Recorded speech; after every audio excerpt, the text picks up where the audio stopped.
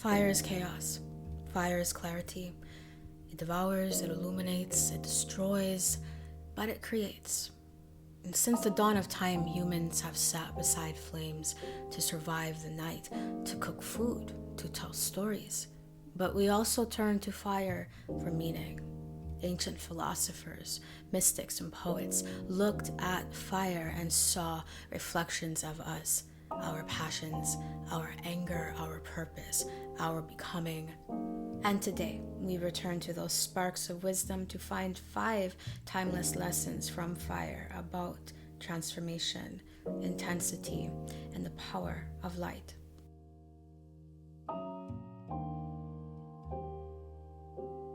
What stands in the way becomes the way. In the Stoic tradition, fire symbolizes the power of the inner will, the part of us that can transmute adversity into strength.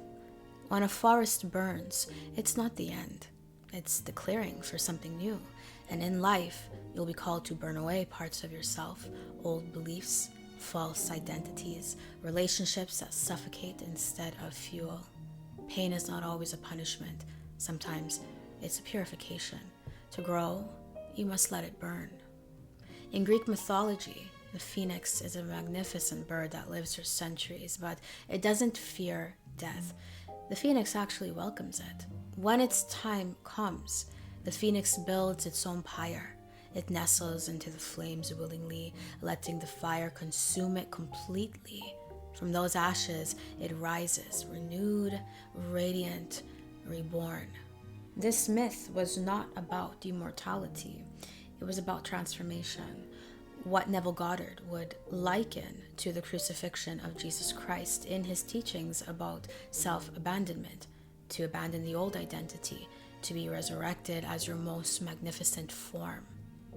There are seasons in our lives when we must become the phoenix, when we outgrow an identity, a dream, or even a relationship, and instead of clinging to the old feathers, we must enter the fire. It may hurt, it may feel like loss, but what remains after the burning is real. It's pure. You will rise, stripped of illusion, lit from within. So ask yourself, what exactly are you clinging to that was meant to burn? All things are exchanged for fire, and fire for all things, just as goods for gold and gold for goods. Heraclitus believed fire was the fundamental element of the universe, the force of constant transformation. Fire gives us light, comfort, warmth, but it also consumes. So too does life. To love is to be vulnerable to loss. To chase purpose is to risk failure. To truly live is to accept both the creation and the destruction that comes with passion. A candle gives life, but it shortens its life to do so. And this is the paradox of fire. It is beautiful because it does not last.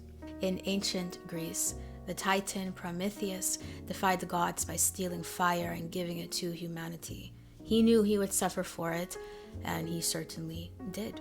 He was chained to a rock and punished for eternity, but because of him, humans gained warmth, power, and innovation. Prometheus gave and lost. This myth reminds us that everything we love will cost us something.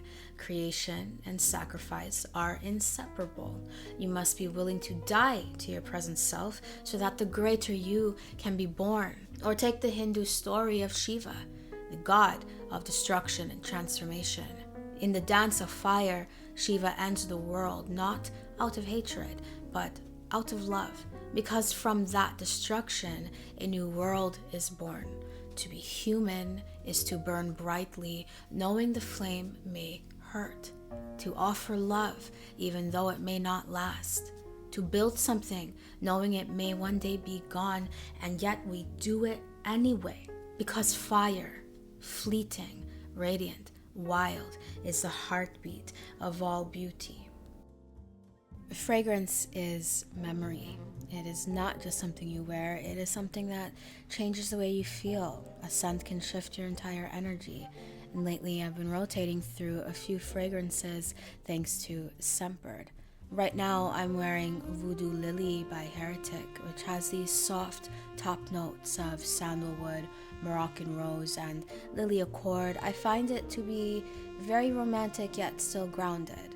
And then there is Nosferatu, again by Heretic. This one is luminous with notes of violet, lilac, and petrichor. And yes, I also did try the strawberry shortcake collab. It's got notes of vanilla sponge cake, whipped cream, and strawberry. This is a sweeter fragrance, so I like to layer it with something more smoky like Indigo Smoke by Arquise. I love that fragrance a lot. And what I love about Scentbird the most is that they're super flexible. You get to try high-end or niche perfumes, brands like Prada, Versace, and Parfum de Marly without committing to a full-sized bottle. Your first month is only $8 with my code, and after that it's under $17 per month. Each vial is a generous 30-day supply, and it's super portable. Just toss it in your purse and go. So, if you've ever wanted to find your signature scent or just play with your mood a little, Scentbird is the move. Click the link below or scan the QR code that is currently on the screen. And yes, they do ship free, and they also include a free case. I've got a bunch of them now. Thank you, Scentbird, for sponsoring this video. I wish I could show you when you are lonely or in darkness, the astonishing light of your own being. We spend so much of our lives dimming our light, shrinking, softening, editing ourselves to fit someone else's comfort. But your light is not a threat. It is a gift. There is a fire inside of you. It's ancient, it's divine, it's quietly radiant. It doesn't need to be loud, but it does need to be honored. When you forget who you are, your light dims. When you betray your voice, it flickers. When you bury your desire, it smolders. The world needs the flame you carry, not the one you imitate. Don't you know yet? It is your light that lights the world.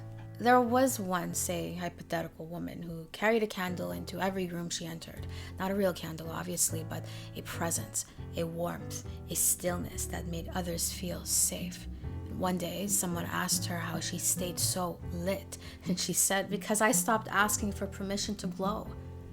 That is the lesson. You don't have to wait to be noticed. You don't need someone else to tend the fire. Your flame is yours. Feed it with truth, protect it with boundaries, share it with love, because you may never see how brightly you burn, but others will, and it might be the only light they see that day. And in love, this matters most. Have you ever dimmed yourself to keep someone from leaving? Hidden your joy because they couldn't handle it? Become smaller just to stay close? But love that demands your silence is not love. It is a shadow pretending to be warmth. A real connection feels like fire meeting fire. Not one flame consuming the other, but two lights growing stronger side by side. Your inner glow is not negotiable. If you have to shrink to be loved, you'll eventually just disappear. Let your fire attract those who don't fear the heat. Let it guide those who are meant to walk beside you, not behind you or you behind them, but beside you. Because the right ones won't dim your fire.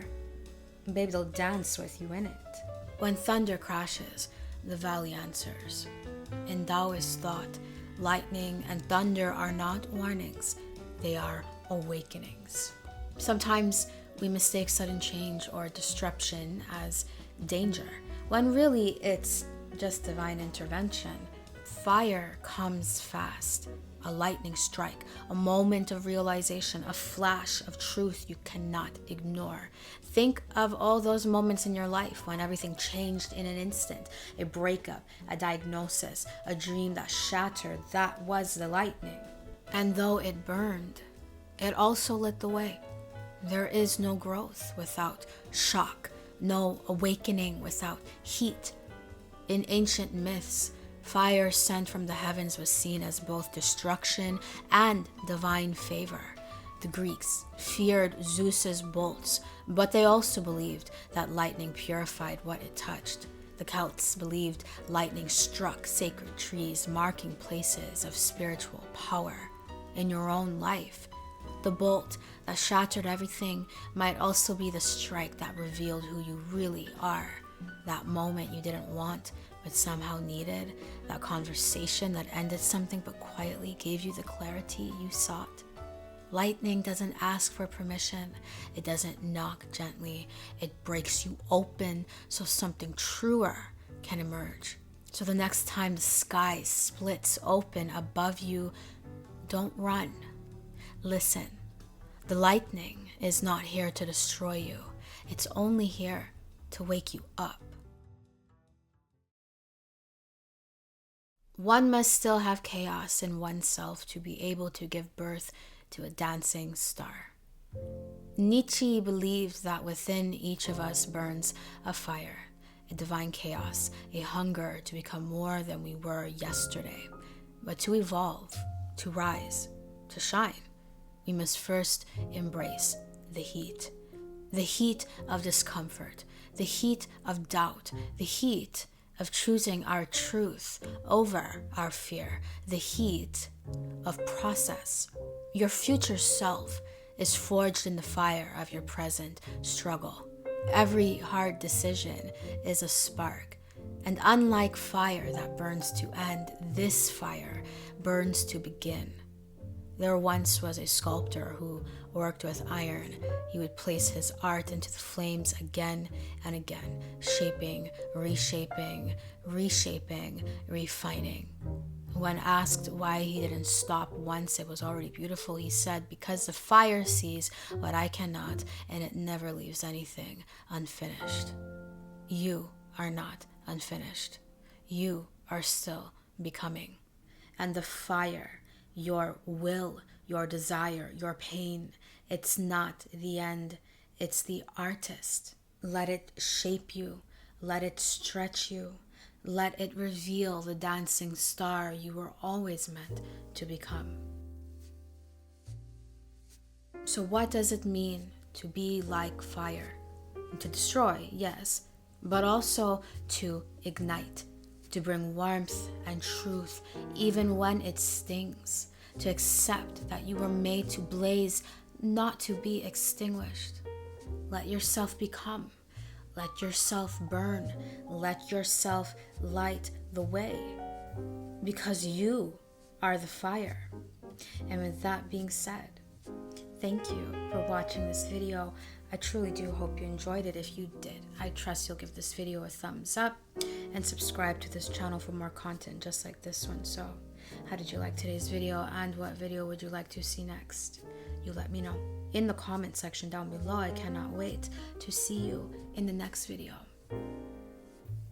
Toodles.